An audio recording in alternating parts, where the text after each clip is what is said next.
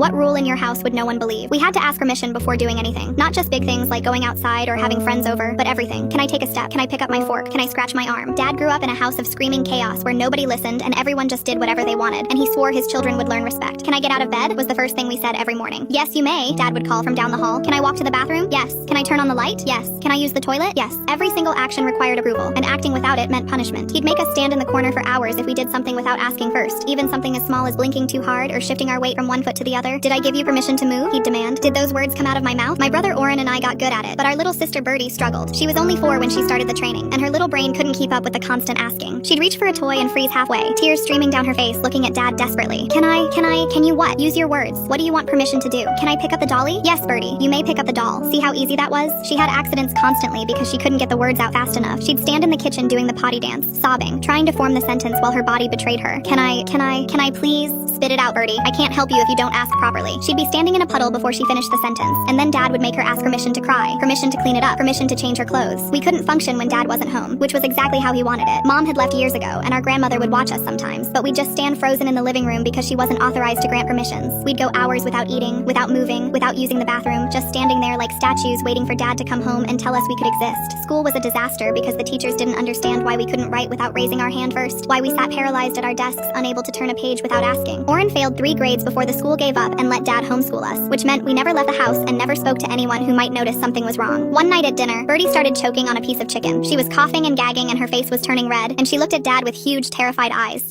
She wheezed. Can I cough? Yes, Birdie, you can cough. But the chicken was really stuck now, and she was turning purple, and she looked at Dad again, mouth opening and closing like a fish.